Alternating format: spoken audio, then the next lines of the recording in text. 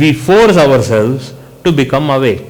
This is the wrong system of our body. ನಾವೇನು ಮಾಡ್ತೀವಿ, ಇಲ್ಲಪ್ಪ ಸ್ವಲ್ಪ ನಿದ್ದೆ ಬರ್ತಾ ಇದೆ, ಒಂಚೂರು ಕಾಫಿ ಕುಡಿತೀನಿ. So this is the whole thing. ಯಾಕಂದರೆ we don't know how to control all this feelings. Coffee ಕುಡಿದ್ರೆ ಸರಿ ಹೋಗುತ್ತೆ, ಕಾಫಿ ಕುಡಿದ್ರೆ ಅಸಿಡಿಟಿ ಜಾಸ್ತಿ ಆಗುತ್ತೆ, ಇನ್ನೇನಾಗಲ್ಲ. You have to understand. So ಆದ್ದರಿಂದ starting from Monday you have to do seva to whatever near God. ಅದು ಯಾವುದೇ ದೇವರಾಗಿರಲಿ, ಅಲ್ಲಿ ದೇವಸ್ಥಾನ ಆಗಿದ್ದರೆ ಅಲ್ಲಿ ಹೋಗಿ ಅಲ್ಲಿ ಏನು ಸೇವೆ ಮಾಡಬೇಕು ಅಂತ ಅವ್ರನ್ನೇ ಪುರೋಹಿತರನ್ನ ಕೇಳಿ, ಏನು ಸೇವೆ ಮಾಡೋಕ್ಕೆ, ನಾವು ಈ ಥರ ಇದ್ದೀನಿ, ಒಂದು ಸ್ವಲ್ಪ ಪನ್ನೀರ್ ತಂದು ಕೊಡ್ತೀನಿ, ಒಂದು ಸ್ವಲ್ಪ ಗಂಧದ ಇದನ್ನು ತಂದು ಕೊಡ್ತೀನಿ, ತಮಿಳ್ನಾಡಿನಲ್ಲಿ ಸಿಗುತ್ತಲ್ಲ ಆ ಗಂಧದ ಪುಡಿ, ಅದನ್ನು ತಂದು ಕೊಡ್ತೀನಿ, ನೀರಲ್ಲಿ ಮಿಕ್ಸ್ ಮಾಡ್ಕೊಳ್ಳಿ, ಬರೋ ಭಕ್ತಾದಿಗಳಿಗೆಲ್ಲ ಕೊಡಿ, ವಿಭೂತಿ ಪ್ಯಾಕೆಟ್ ತಂದು ಕೊಡ್ತೀನಿ, ಕುಂಕುಮದ ಪ್ಯಾಕೆಟ್ ತಂದು ಕೊಡ್ತೀನಿ, ಅದನ್ನು ಹಾಕಿ ಕೊಡಿ. ಆ ದೇವರು ಯಾವ ದೇವರು, ಆ ದೇವ್ರಿಗೆ ಏನು ಬೇಕೋ, ಅದು ತುಳಸಿ ಬೇಕಾ, ನಾರಾಯಣನ ಪಾದ ಆದರೆ ತುಳಸಿ, ಅಥವಾ ಹೂವು, ದೇವಿ ಆದರೆ ಹೂವು, ಈ ಥರ ಎಷ್ಟು ಯಥಾಶಕ್ತಿ. ಒಂದು ಮೊಳದ ಹೂವು ಸಾಕು, ಒಂದು ಮೊಳದ ಹೂವು ಸಾಕು ಅಲ್ವಾ? ಎಷ್ಟಾಗುತ್ತೋ ಅಷ್ಟು ಯಥಾಶಕ್ತಿ ಅದನ್ನು ಮಾಡಿ. ಆ ಮಾಡೋ ಅಭ್ಯಾಸ ಫಸ್ಟ್ ಮಾಡ್ಕೊಳ್ಳಿ. First get into that habit of doing seva to a god.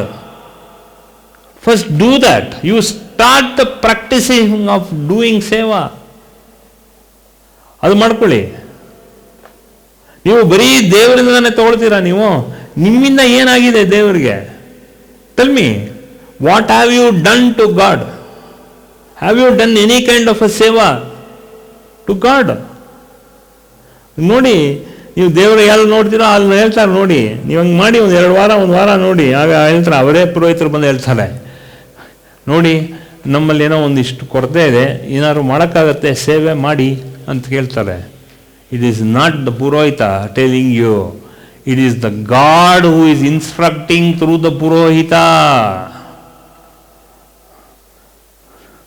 ನಿಮ್ಗೆ ಅನ್ನಿಸ್ಬೋದು, ಎಲ್ಲ ಬಿಟ್ಟು ಈ ದೇವಸ್ಥಾನಕ್ಕೆ ಬಂದಲ್ಲ, ಈ ಪುರೋಹಿತ ಹಿಂಗೆ ಹೇಳ್ತಾ ಇದ್ದಾನಲ್ಲ ಅಂತ ನಿಮಗೆ ಅಲ್ಲೇ ಕೊಗೆಯಬೇಕು, ಹಿಡ್ಕೊಂಡು ಎದೆನ ಬಗ್ದಂಗಾಗತ್ತೆ, ಚಾಕು ಇಟ್ಕೊಂಡು ಬಗೀತಾನೆ.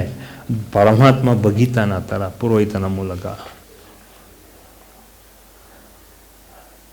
ದಟ್ ಪರಮಾತ್ಮ, ಯಾಕಂದರೆ ನೀನು ಬರೀ ದೇವರಿಂದ ನನ್ನಿಂದ ಇಸ್ಕೊಂಡಿದ್ಯಲ್ಲಪ್ಪ ಮಗು, ನೀನು ಒಂದು ಸಲ ಒಂಚೂರು ಕೊಡು ನೋಡೋಣ, ನಿನ್ನ ಮನಸ್ಸು ಹಿಂಗಿದೆ ನೋಡ್ತೀನಿ. He will send an invoice through a ಪುರೋಹಿತ. ನೋಡಪ್ಪ, ನೀವು ಒಂಚೂರು ಸೇವೆ ಮಾಡಿ. ಏನು ಸೇವೆ ಮಾಡಬೇಕು ಅಂತ ಕೇಳಿದ್ರಿ ಹೇಳ್ತಾನೆ ನೋಡಿ. He will tell you very clearly. ಆಗಂದ್ರೆ ಅಲ್ಲಿ ಹೋಗ್ತೀನಿ, ಯಾವತ್ತೂ ಇಲ್ಲದೆ ಇದ್ದ ದೇವಸ್ಥಾನಕ್ಕೆ ಹೋದೆ, ಅಪುರೋಹಿತ ಹೋಗಿ ಈ ಥರ ಕೇಳ್ದ, ಆಂಜನೇಯಂಗೆ ಕೇಳ್ತಾನೆ, ಆಂಜನೇಯ ವಡೆ ಮಾಲ ಮಾಡಿಬಿಡಿ, ವಡ ಸೇವೆ ಮಾಡಿ ಅಂತ ಕೇಳ್ತಾನೆ. ಆಗ ಯೋಚನೆ ಮಾಡ್ತೀರಾ, ವಡೆ ಸೇವೆಗೆ ಎಷ್ಟಪ್ಪ, ಎಷ್ಟು costly. That is what it is. The whole point is that. It is not the Purohita who is asking you. It is God himself who is asking you through the Purohita. ಪುರೋಹಿತನ voice ಕೇಳಿಸುತ್ತೆ ಅಷ್ಟೇ ನಿಮಗೆ. ಅದು ದೇವರೇ ಪ್ರೇರಣೆ ಕೊಟ್ಟಿರೋದು. You understand? This is how it is. So now you understood the first part. ತತ್ವ ಕೊಡೋದು ಅದಕ್ಕೇನೆ. ನಿಮ್ಮ ಮನಸ್ಸನ್ನು ಎನ್ಲೈಟನ್ಮೆಂಟ್ ಕೊಡಬೇಕಾದ್ರೆ ನಿಮ್ಮಲ್ಲಿರೋ ನಿಸ್ವಾರ್ಥತನನ ಈ ರೀತಿ ಸೇವೆ ಮಾಡಿದಾಗ ನಿಮ್ಮಲ್ಲಿರೋ ನಿಸ್ವಾರ್ಥ ಹೆಚ್ಚಾಗುತ್ತೆ. Not that you don't have that, but you have that. But it is not enough for you where God sanctions enlightenment for you. ಈ ಥರ ನಿಸ್ವಾರ್ಥ ಸೇವೆ ಮಾಡಬೇಕು. ಮಾಡಿದ್ರೇ ದೇವರು ಮಾಡಬೇಕು. ಎಷ್ಟೋ ಸಲ ಬೆಟ್ಟಕ್ಕೆ ಕಲ್ಲು ಹೊತ್ತಬೇಕು ಅಂತ ಹೇಳ್ತಾರಲ್ಲ, ಕರೆಕ್ಟ್. ಇದೆಲ್ಲ ಸೇವಾ, ಇದೆಲ್ಲ ಸೇವಾ,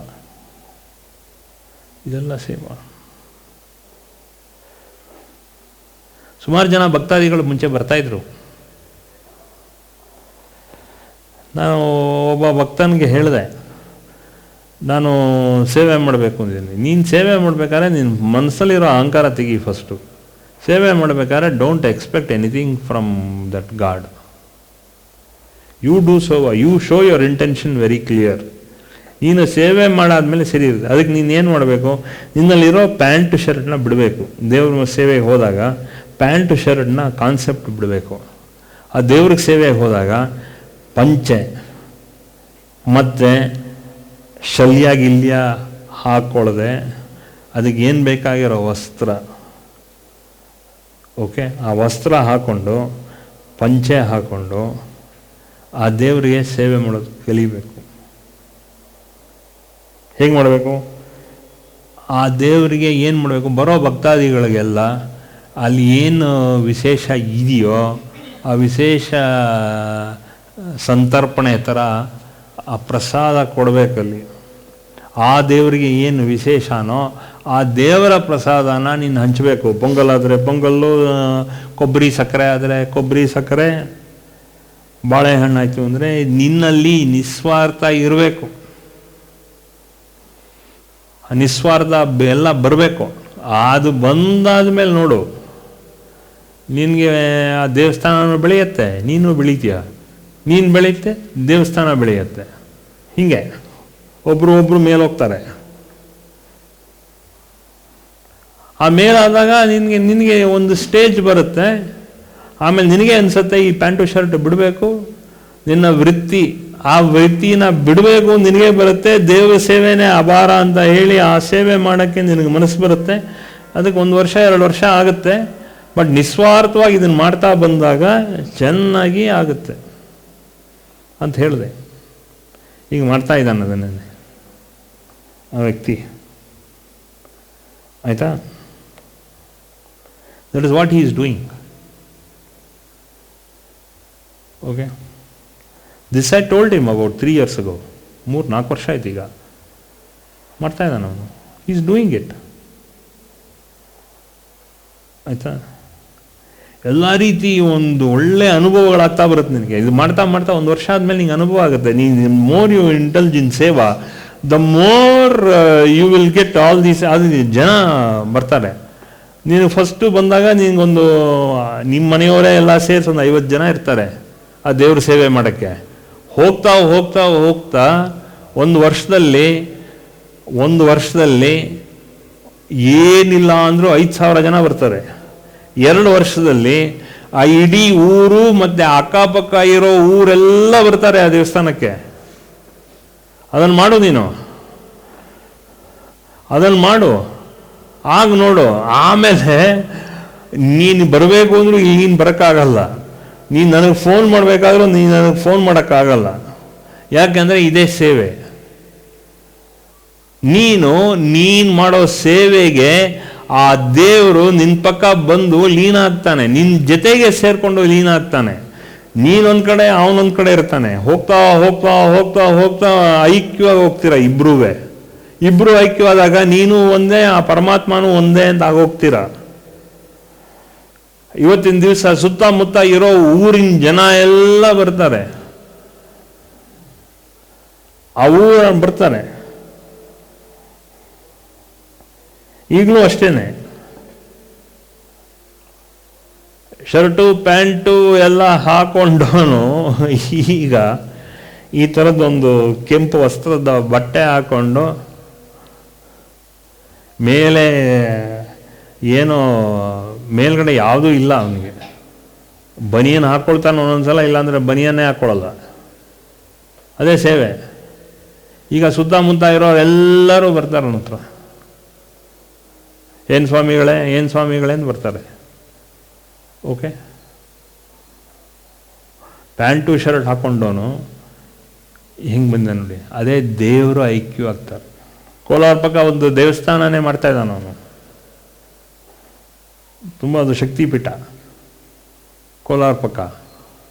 ಅಲ್ಲೇ ಅವನು ವಾಸವಾಗಿದ್ದಾನೀಗ. ಅವನು ಬೇಸಿಕಲಿ ಸಿವಿಲ್ ಇಂಜಿನಿಯರು. ಅವನು ಕನ್ಸ್ಟ್ರಕ್ಷನಲ್ಲಿ ಇದ್ದವನು. ಅವನು ಹಾಗೆ ಐಕ್ಯವಾಗಿ ಅವನಾಯಿತು, ದೇವರಾಯಿತು ಅಷ್ಟೇ. ಈ ಕನ್ಸ್ಟ್ರಕ್ಷನ್ ಎಲ್ಲ ಬಿಟ್ಟಿದ್ದಾನೆ, ನಂತರನೇ ಪ್ರಜೆ ಅವನು.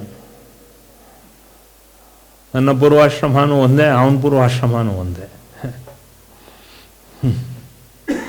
ಆ ಥರ ಇದ್ದಾನೆ. That's how is.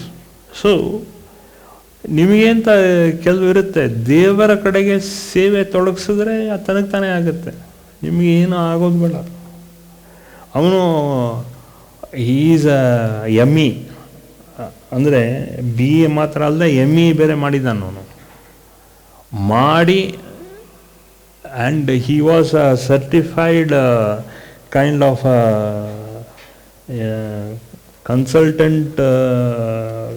Consultant engineer ಅವನು. ಅವನಿಗೆ ಬರೀ ದೇವಸೇವನೆ ಮಾಡ್ಕೊಂಡು ಕೂತಿದ್ದಾನೆ ಅವನು, ಏನೂ ಇಲ್ಲ. ಅವನು ಹೇಳ್ತಾನೆ, ಏನಾಯ್ತು ರೀ ವೆಂಕಟರಮಣ, ನಿಮ್ಮ ಇಂಜಿನಿಯರಿಂಗ್ ಸ್ಕಿಲ್ಸ್ ಎಲ್ಲ ಏನಾಯಿತು ಅಂತ ಎಲ್ಲರೂ ಕೇಳಿದಾರೆ. ಮರ್ತುಬಿಟ್ಟೆ ಸರ್. ಈಗ is only in that, is totally in that bliss ಅವನು ಅಲ್ವೇ. ತತ್ವಮಾಲಾದು ಮೂಲ ಪ್ರಿನ್ಸಿಪಲ್ಸ್ ಏನು, ಮೂಲ ತತ್ವಗಳೇನು? ತತ್ವ 8ವರೆಗೂ ನಾವು ಡಿಸ್ಕಸ್ ಮಾಡಿದ್ವಿ. ತತ್ವ 9 ಏನು ಅನ್ನೋದನ್ನು ನೋಡೋಣ. As jnanashakti and ichchhashakti increases, kriyashakti also increases. Principles of Tattvamala ಏನು ಅಂದಾಗ, ಒಂದೊಂದು ತತ್ವಗಳಲ್ಲೂ ಇರೋದರಿಂದ ಒಟ್ಟು ನಮಗೆ 36 ತತ್ವ ಇದೆ. ಇವತ್ತಿನ ದಿವಸ ಹೋದ ವಾರ ಈ 9ನೇ ತತ್ವದವರೆಗೂ ನಾವು ಡಿಸ್ಕಸ್ ಮಾಡಿದ್ವಿ. ಇವತ್ತು ಅಂದರೆ 8 ತತ್ವದವರೆಗೂ ನಾವು ಡಿಸ್ಕಸ್ ಮಾಡಿದ್ವಿ. ಇವತ್ತಿನ 9ನೇ ತತ್ವ ಏನು ಅನ್ನೋದನ್ನು ನೋಡೋಣ. As jnanashakti and ichchhashakti increase, kriyashakti also increases to give you karyasiddhi. ಇದುವರೆಗೂ ನಾನು ಹೇಳಿದ ಹಾಗೆ ದೇವರ ಕಡೆಗೆ ಗಮನ ಇರಬೇಕು. ದೇವರ ಕಡೆಯಲ್ಲಿ ಇರೋತಕ್ಕಂಥ ಜ್ಞಾನದಲ್ಲಿ ಇರೋತಕ್ಕಂಥ ಮುಮುಕ್ಷತ್ವದ ಅನುಭವಗಳಿಗೆ ಹೋಗಬೇಕಾದ್ರೆ ಪ್ರಾಮುಖ್ಯವಾಗಿ ಮುಮುಕ್ಷತ್ವದ ಅನುಭವ ನಾವು ಅನುಭವಿಸಬೇಕು. ಅದು ಬುದ್ಧಿ ಹಾಗೂ ಮನಸ್ಸಿನ ಸ್ಥಿತ, ಆ ಮನೋಸ್ಥಿತದ ಮೇಲೆ ಅವಲಂಬಿತವಾಗಿರೋತಕ್ಕಂಥ ವಿಚಾರ ಇರೋತಕ್ಕಂಥದ್ದು. As jnanashakti and ichchhashakti increases, ಜ್ಞಾನಶಕ್ತಿ ಹಾಗೂ ಇಚ್ಛಾಶಕ್ತಿ. ನಾವು ಜ್ಞಾನಶಕ್ತಿ ಅಂದರೆ ನಾವು ಇದುವರೆಗೂ ಸಾಧನೆ ಏನಾರು ಮಾಡಿದ್ರೆ ಅದರಲ್ಲಿ ಇರೋತಕ್ಕಂಥ ಶಕ್ತಿ, ನಮ್ಮೊಳಗಡೆ ಇರೋತಕ್ಕಂಥ ಶಕ್ತಿ ಏನು ಅಂದರೆ, ಇಷ್ಟು ವರ್ಷ ಸಾಧನೆ, ಇಷ್ಟು ದಿನ ಸಾಧನೆ ಮಾಡ್ತಿದ್ದಾಗ ಜ್ಞಾನಶಕ್ತಿ ಬರುತ್ತೆ. ಸ್ವಲ್ಪ ಸ್ವಲ್ಪ ಸ್ವಲ್ಪ ಸ್ವಲ್ಪ ಸ್ವಲ್ಪ. ಹೇಗೆ ಒಂದು ಸುಮಾರು ಗಂಧದ ಕೊರಡು ನಾವು ತೆಯ್ತಾ ಬಂದಾಗ ಆ ಸಾಣೆಕಲ್ಲಿಂದ ಬರೋತಕ್ಕಂಥದ್ದೆಲ್ಲವೂ ಆ ಲೇಪನೆ ಆಗೋತಕ್ಕಂಥದ್ದೆಲ್ಲ ಶ್ರೀಗಂಧ. ಅದು ಬರೋ ಹಾಗೆ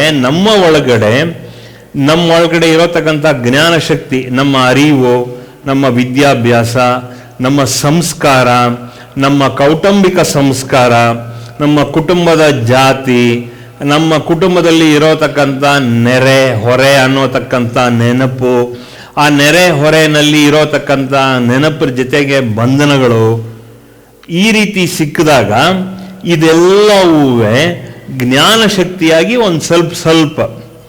ಈಗ ಹೇಗೆ 10 kg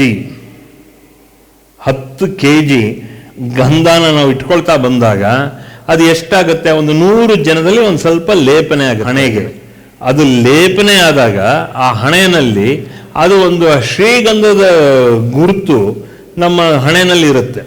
ಆ ಶ್ರೀಗಂಧ ಆದಮೇಲೆ ಏನೋ ಒಂಚೂರು ಕುಂಕುಮ ಇನ್ನೇನಾರು ಅದನ್ನು ಇಟ್ಕೊಳ್ಳೋಕ್ಕೆ ಪ್ರಯತ್ನ ಮಾಡ್ತೀವಿ. ಅದೇನಾಗುತ್ತೆ, ನಮಗೆ ಕಳೆ ಹಾಗೂ ನಮಗೆ ಆ ಶೋಭಿತೆ ಹೊರಗಡೆ ಹೋದಾಗ ನಮ್ಮಲ್ಲಿ ಒಂದು ಗಣ್ಯ ವ್ಯಕ್ತಿ ಅನ್ನೋತಕ್ಕಂಥ ನೆನಪು ಸಮಾಜಕ್ಕೆ ಬರುತ್ತೆ. ಹೋದಾಗ ದೈವಿಕ ಮನುಷ್ಯರಪ್ಪ ಅಂತ ಬರುತ್ತೆ. ನಾವು ಹೇಳ್ಕೊಳ್ಳೋದು ಬೇಕಾಗಿಲ್ಲ. ಈ ರೀತಿ ಶ್ರೀಗಂಧ, ಈ ರೀತಿ ಕುಂಕುಮ ಎಲ್ಲ ನಾವು ಲೇಪನೆ ಮಾಡ್ಕೊಂಡು ಹೋದಾಗ ಏನೋ ಒಂದು ರೀತಿ ಅವ್ರ ಮನಸ್ಸಿನಲ್ಲಿ ಒಂದು ಶೋಭಿತೆ ಅನ್ನೋತಕ್ಕಂಥ ಒಂದು ವಿಶ್ವಾಸಯುಕ್ತ For more satsangs from Sri Sri Nimishananda Guruji, subscribe to this channel. Click the bell button below to get notifications. Like and share the video and spread the divine message.